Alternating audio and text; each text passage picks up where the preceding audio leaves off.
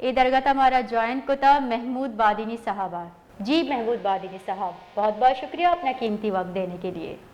आपका शुक्रिया जनाब मोहतरमा। जी बादिनी साहब, आप क्या समझते हैं ये फैसला क्यों किया गया है?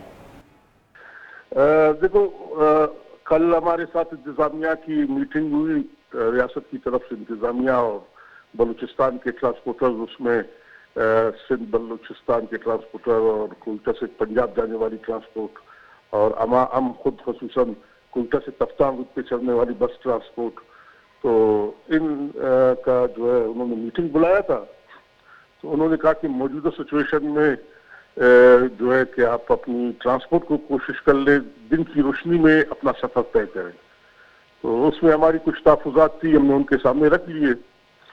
तो उन्होंने कहा कि भाई मौजूदा सूरत हाल में हालात की नज़ाकत को देखते हुए हम कोशिश करेंगे कि ट्रांसपोर्ट को और सफ़र करने वाले मुसाफिरों को कोई तकलीफ न पहुंचे, कोई नुकसान न उठाए। आप क्या समझते हैं इस फैसले से आवाम को किन किन मुश्किलात का सामना हो सकता है? देखो, जहाँ तक मुश्किलात की बात है उसमें 99% मुश्किलात है ट्रांसपोर्टर्स के लिए, सफ़र करने वालों के लिए।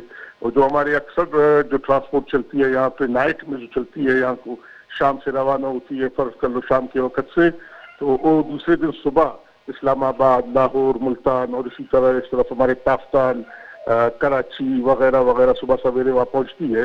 एक तो इनका एक रात का सफ़र जो है उनका जो उससे वो बच जाते हैं।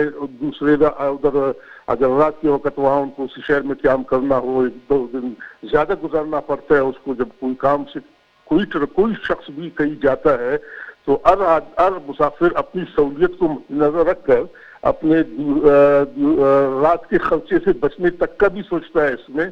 तो इस फारिग टाइम में वो सफ़र करना ज़्यादा पसंद करते हैं मुसाफिर। जी बहुत बहुत शुक्रिया बादिनी साहब हमें ज्वाइन करने के लिए।